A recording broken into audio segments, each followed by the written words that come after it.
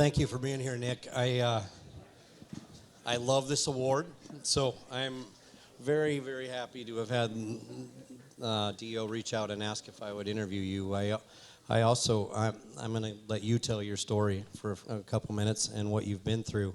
But I find this award to be energizing, but at the same time, I think it tells what people deal with and how they overcome things. And I can't wait for you to share where you've been and what you've been through. Well, I'll start out with saying I do not love this award. This is not the award. This is not, I am beyond honored to win this award. I wish I didn't qualify for this award. This is not the one you want to be up here tonight receiving. But I am, and I'm grateful for that. I'll tell the story. If you didn't read the bio, if you didn't know, life came at me super fast. So for those of you who were up here earlier, getting your certificates because you finished the program, that was me last fall. A couple weeks before that, I had found out that I had thyroid cancer. I'd finished my program in 2024.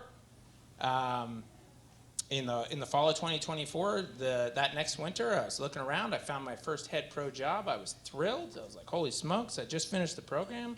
I became a member 3 months ago. Now somebody's going to give me the reins to a golf course. That's crazy. 6 months later, they were like, yeah, you have cancer and you need to be on an operating table in 2 weeks. And I was like, well, in 9 days, I'm supposed to play in my first section championship.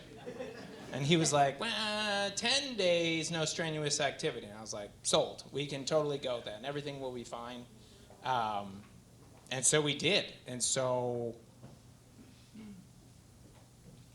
yeah, it's just funny. It was a heck of a year to be first, get to be a member, because the program is a bit of a gauntlet. You get through that, you think, okay, here I am.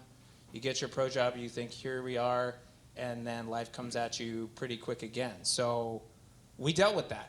I got through the surgery. Everything was good. We're all good. We'll find out for sure if we're all good in 2 weeks, the 6-month checkup. We don't really know, I guess, for sure. I shouldn't say that. I don't know. We made it. We made it to that section championship, which was super important to me. And I can't thank. There's so many people to thank. Ryan, who I got to play with at the section, is the reason I am up here. And this is, it's great to have gone to section, to have that opportunity to get to play with him. Thank you for that, Ryan. Thank you to my family, especially my mom, who's a healthcare professional, and allowed me what a support system. She dealt with every doctor's appointment, every medical bill, everything, so that I could just go to work and keep doing my job, and keep supporting my team. And unfortunately, none of my team was here tonight, but the one thing I'll take credit for is I hired great and I trained great, because 6 months after getting my job and training them, I was able for the next 3 months to miss half of work, and nothing happened. Everything was fine. Everybody played golf. Everybody was happy. Everything went great. If I can give you, my biggest piece of advice to people, I guess maybe professionally, work-wise, out of that is that you can't have. I learned this from a boss a long time ago. People make bad processes. You as a manager, you need to train those people so that when things like this happen, the golf course doesn't shut down. Things don't just end. Things move on. You need to plan for you not to be there, because stuff happens. You don't get to pretend like bad things don't happen to people. Like they do. It happens. You need to set that in place. And so I guess I'll take credit for having done that, and the rest is on them. They were amazing. They gave me that space to be able to go deal with everything, and keep things running for me, and that was phenomenal. So Yeah, I can't thank them enough for that. What else you got?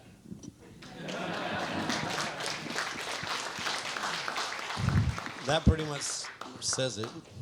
Well done. I think one of the things that I was impressed most with by your bio when I reviewed it is how you related the process and what you've gone through to playing a golf tournament, to teeing it up and walking through an event and the challenges you faced hole by hole.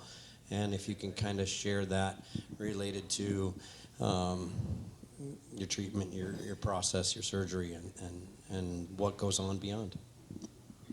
Sure, absolutely. Great question. I've always loved, and there's countless metaphors and ties between life and the game of golf. We all have our individual experience with that at some point. I've had several before this, but this was a particular one, and it stands out that it's staying in the present moment. I remember being at the doctor's office when this guy tells me I have this, and I was like, okay, well, that's most unfortunate. But this is, it's no different than you hit a good shot and you got a bad bounce and you got punished for a good shot. You know what I'm talking about. So there's nothing to be done. That's it. You find out, that's it. It's over. You move on. You go up there, it's the next lie, it's the next swing, it's what's in front of you, and it's not worrying about outcome, because there's certain things you can't control in golf, and I couldn't worry about what I was going to find out in the future, and I couldn't sit there and feel sorry for myself. I'll tell you, I don't feel like a victim at all. There was no part of me that felt bad for myself, mad at God, mad at the golf gods. Like, why did this happen to me? Like we all do in golf. Like, why did I get that bounce? Right? Why do I have this lie? I don't deserve this. There's none of that. Can't do that. That doesn't do you any good, right? Out on the golf course, sitting there pouting about whatever. You just get over the ball and you make the best swing you can on that next shot. And you have to let go of the results and the outcome, and whatever comes. So that was the deal. The deal was, don't feel sorry for yourself. Don't pout. Don't be a victim. Get to your next appointment. Figure out how to create a schedule. Get your employees covered. Get your day off so you can get there. Deal with what's in front of your face. And then when you go to that appointment, you get your blood test, which is the equivalent of making the swing and the ball's in the air. But the ball flies for about 2 to 4 weeks. You go back to work. You can't sit there and worry.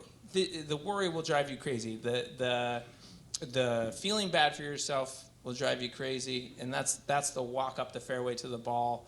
And the worry when it's in the air will also drive you crazy. You just have to assess your lie, get over it, and make a swing, and already accept the outcome before you even do that. I love it. Well, I think that says a lot about you. You are a gifted young man who has overcome something very incredible. I'm proud to have had this opportunity to visit with you. I think you have a lot going for the future, and I think everyone in here is thankful to get to hear your story. So congratulations, the Deacon Palmer Award winner, Nick.